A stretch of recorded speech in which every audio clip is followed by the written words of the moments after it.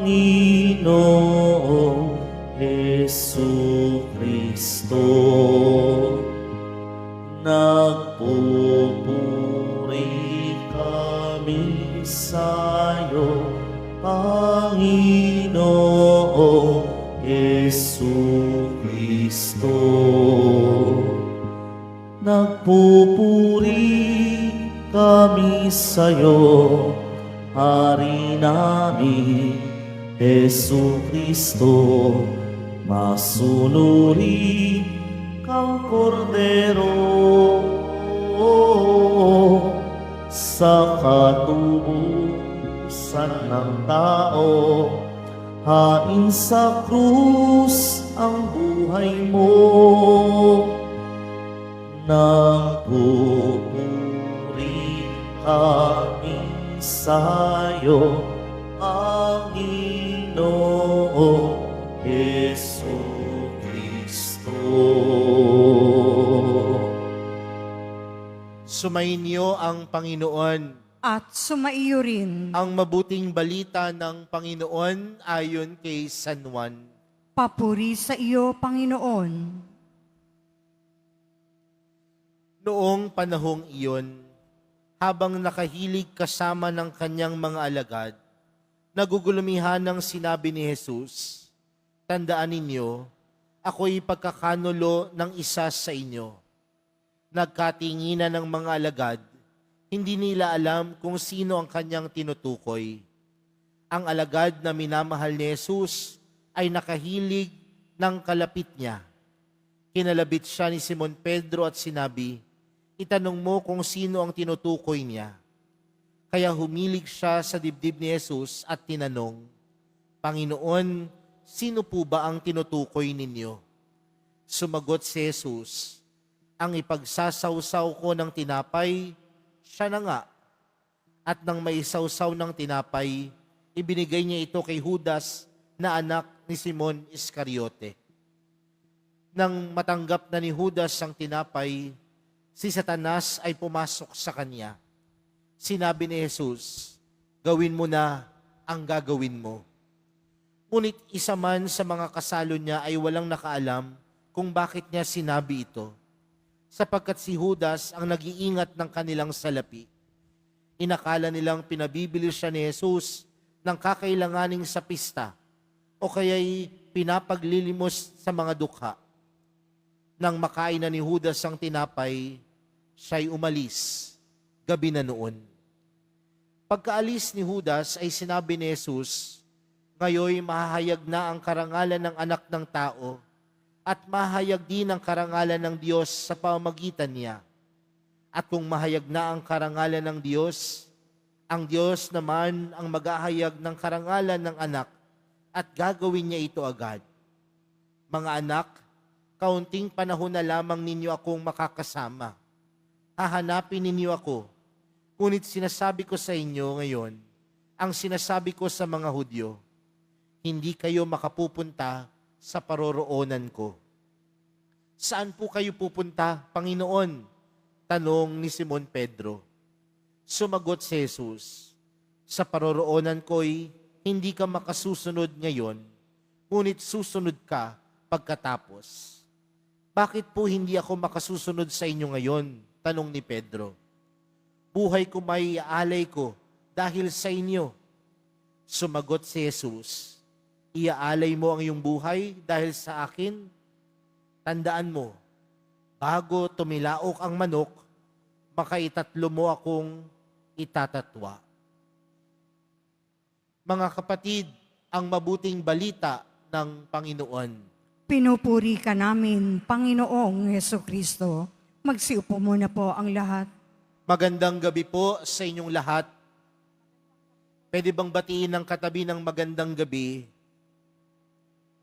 Mga kapatid, tayo pong lahat ngayon ay nagkakatipon bilang isang mag-anak ng Diyos sa pagdiriwang ng banal na misa para sa Martes Santo. At tuwing tayo po ay sumasapit sa Martes Santo, ang napakikinggan po nating kwento ay kwento kung paano itinatwa at kung paano ipinagkanulo si Jesus. Mga kapatid, ang bawat isa po sa atin, marahil ay may mga kaibigan. At kung ito ay iyong kaibigan, marahil ang kaibigan na ito ay ipaglalaban ka hanggang sa dulo ng iyong buhay.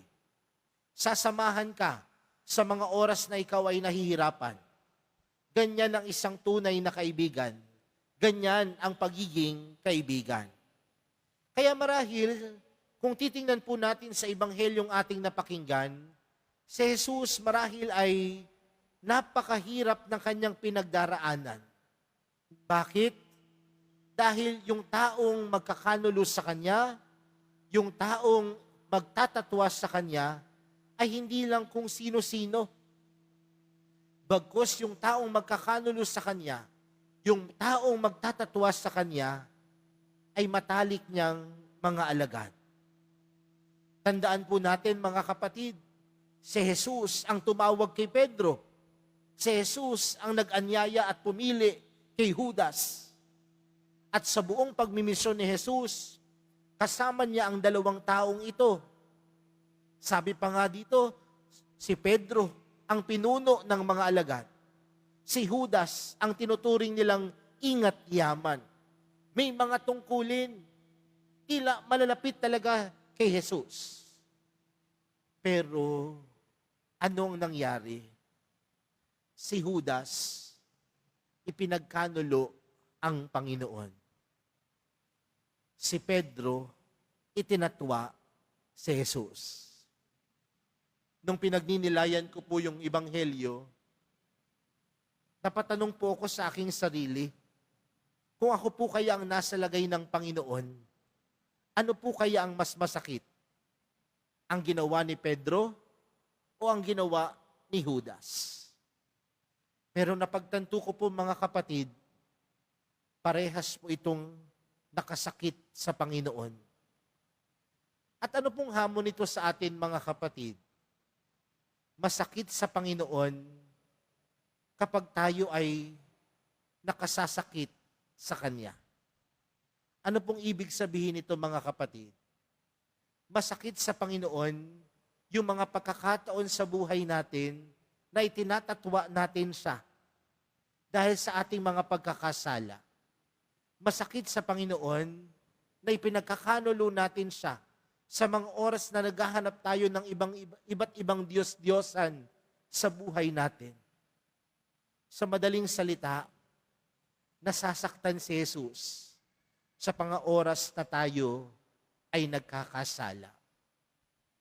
Kaya nga, kung mapapansin po ninyo doon sa ating Ebanghelyo, nung ipinagkanulo ni Judas ang Panginoon, sabi po sa Ebanghelyo, gabi na noon. At alam natin ang gabi, madilim. At marahil, merong sinasabi ang Ebanghelyo na ito sa nararanasan ni Jesus. At ano ang nararanasan ni Jesus? Yung kadiliman ng mga taong nag-iwan sa Kanya. Yung mga taong nagkanulo sa Kanya. Yung mga taong itinatwa siya. Ito marahil ang pinakamahirap para kay Jesus. Pero alam natin ang kwento mga kapatid. Alam natin ang kwento na sa bandang dulo, nagkaloob pa din ng pagpapatawad si Jesus. Nagkaloob pa din ng awa ang Panginoon. Nagkaloob pa din ng liwanag si Jesus. Mga kapatid, sa araw na ito, maraming pagkakataon na tayo din ay nagiging si Pedro. Madami ring pagkakataon na tayo ay nagiging si Judas. Malapit man tayo sa Panginoon, sumusunod man tayo kay Jesus, araw-araw man tayong nagdadasal, maraming pagkakataon sa buhay natin na tayo pa din ay may pagkukulang. Pero sa kabila ng pagkukulang na ito, mga kapatid, ang Panginoong Jesus nagkakaloob pa din ng pag-asa. Ang Panginoong Jesus nagkakaloob pa rin sa atin ng awa. Ang Panginoong Jesus nagkakaloob pa din sa atin ng pagpapatawad. Maraming pagkakataon, nagkakasala tayo sa Kanya. Pero higit sa pagkakasala natin sa Panginoon, mas namumutawi ang kanyang awa at pagmamahal. Mga kapatid, Martes Santo na po. Ilang araw na po tayong naghahanda para sa Pasko ng muling pagkabuhay. At sa mga susunod na araw, gugunitain natin ang pagpapakasakit ng Panginoon, ang kanyang tunay at wagas na pag-ibig para sa atin. Magandang tanungin, handa na nga ba talaga ang ating kalooban? Handa na nga ba talaga tayong tanggapin ang awa at pag-ibig ni Jesus? Nakapagkumpisal na po ba tayo? Nakahingi na po ba tayo ng patawad sa mga taong nasaktan natin? Nakahingi na po ba tayo ng patawad sa Diyos sa mahal na pong Jesus Nazareno? Tandaan natin mga kapatid, sa pagpapakumbaba natin, sa paghingi natin ng kapatawaran, namumutawi ang awa at pag-ibig ng Diyos.